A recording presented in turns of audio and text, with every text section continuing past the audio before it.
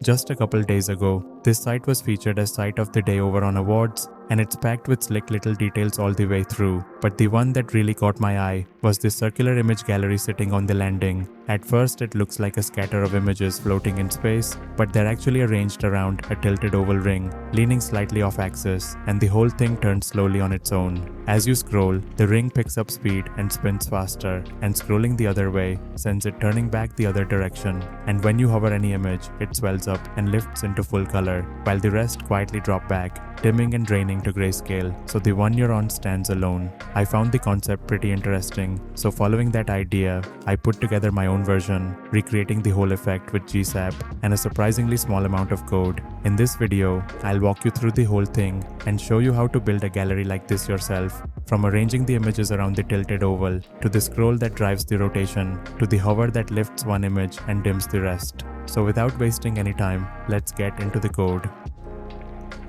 The markup and CSS here are about as light as it gets, and since the JavaScript is where all the real work happens, I'll move through this part fast, just enough that you can copy it and follow along. For the markup, it's genuinely just one section, our gallery, and inside it a single logo div, with the site's mark sitting in the middle. That's the entire markup. The images you see around the ring don't exist here yet. There's not a single one written out. We'll be creating all of them in JavaScript later, and dropping them into this gallery section one by one.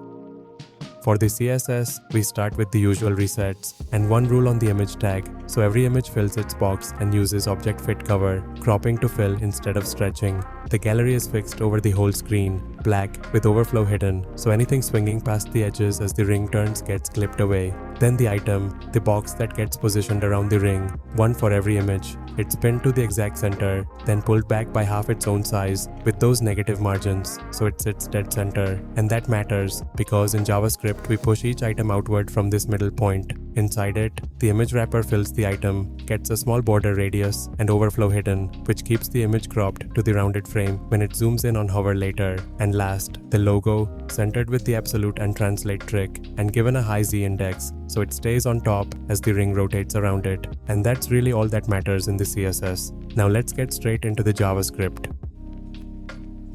First of all, let's bring in the one tool we're using. We import GSAP, and that's all we need. It's what drives the smooth hover animations later. Now before we build anything, we set a constant called total image count and set it to 12. Keeping this number in one place is what makes the gallery flexible. Change this one value, and everything else adapts. Next, a config object, where we gather every value that controls how the gallery looks and feels in one place. There's a bunch of them, and we don't need to understand each one yet. They'll click the moment we use them. For now, just know the top ones shape the ring, the middle ones drive the motion, and the last few control the hover. We'll see everyone in action soon. Then we grab the gallery section and set up an empty array to hold every image we build, so we can reach them later. Below that, the variables we track as the gallery runs. Set up now so they exist before anything uses them. The oval radii and tilt values we fill in shortly. Then the rotation values, how far the ring has turned, which way it's spinning, and how fast. And the pointer position, starting off screen so nothing's hovered on load. Now we build the images.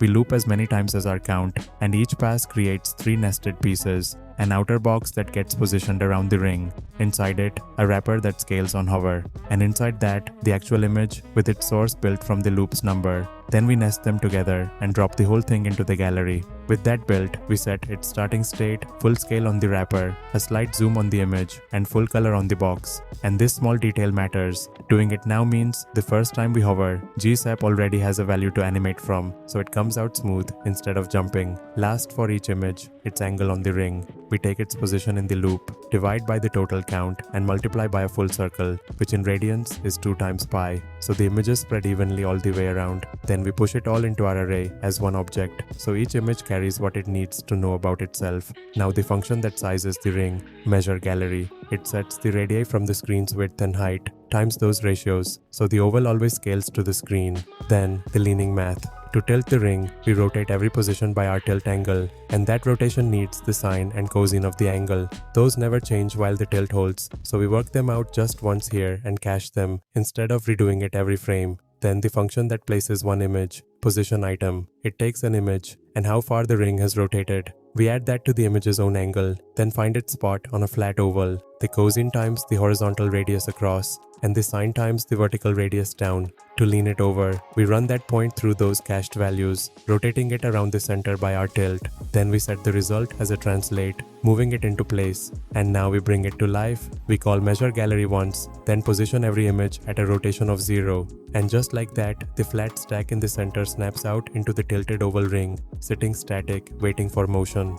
Now we make the ring respond to scroll. We listen for the wheel, and each scroll does two things. First, it sets the direction, 1 if you're scrolling down, -1 if you're scrolling up, so scrolling up spins the ring the other way. Then it adds to the speed, scaled by that scroll acceleration value, and we cap it against our max speed, so no matter how hard you flick, it can never spin faster than that limit. Now the loop that drives everything, animate gallery. This runs on every frame, and its first job is the speed. Look at this line. We take the gap between the idle speed and the current speed and add just a small fraction of it back each frame. That gap is how far the speed still has to fall, and moving only a fraction of it at a time is what makes it glide down smoothly, fast at first, then gentler, easing to its resting drift instead of stopping dead. Then we add that speed to the ring's rotation in the current direction and convert it from degrees to radians, since that's what the sine and cosine expect. Next, the hover check. We ask which image is under the cursor, and only if that's changed from last frame, we apply the new hover state and remember it, so we're not firing the animation every single frame.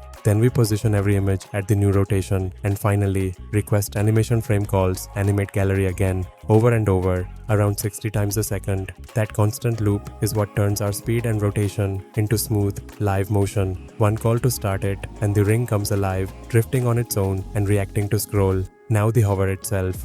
First we track the cursor, storing its position on every mouse move, and resetting it off screen when the mouse leaves, so nothing stays hovered once you move away. Then the function that finds what's under the cursor, get hovered item. If the cursor's off screen, we return nothing. Otherwise, we ask the browser which element sits at that point, walk up to its closest item, and match that back to one of our stored images. Using the real element under the cursor is what makes this work. Even as the ring keeps rotating, the image slides under a still cursor, and this still picks it up. And last, the function that does the actual animation, apply hover state. We loop every image and sort it into one of two roles. The active one under the cursor, or a dimmed one if something else is active. Then 3 GSAP tweens. The wrapper scales up if it's active, back to normal if not. The image inside counters that, easing to its true size on the active one, back to that slight zoom otherwise, and those two opposite scales together give a subtle parallax, and the filter, full color on the active image, dropped to grayscale and darkened on the rest.